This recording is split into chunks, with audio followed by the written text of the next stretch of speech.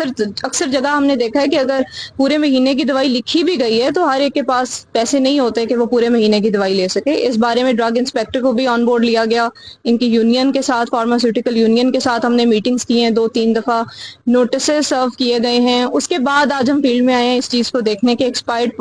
اب اس فیلڈ دورے کے دوران میں ہمیں جن فارمیسیز کی کمپلین آئی تھی ہم نے ان کو اسپیشلی وزٹ کیا ہے, ابھی باقیوں کو ٹارگٹ نہیں کیا تاکہ باقیوں کو میسج مل جائے. اگر فارمیسیز کی بھی کوئی ہمارے پاس کمپلین ہے یا ان کا کوئی موقف ہے مزید واضح آ جائے, آلدو ہم ان کو 2-3 دن موقع دے چکے ہیں کہ وہ اپنا کوئی بھی موقف یا کوئی بھی مسئلہ اس بارے میں ہے تو وہ ہمارے سامنے واضح کریں.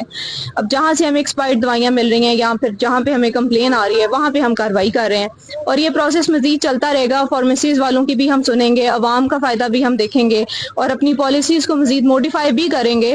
لیکن یہ ہے کہ یہ ایک مل جل کے پروسیس چلے گا اور اس میں ہمارا مقصد یہ ہے کہ عوام کو جتنا زیادہ ریلیف دیا جا سکے وہ دیا جائے, نہ صرف عوام کو بلکہ فارمیسیز والوں کو بھی. لیکن ایک وہ پریکٹس جو پورے پاکستان میں چل رہی ہے وہ یہاں پہ بھی چلنی چاہیے. بہت شکریہ.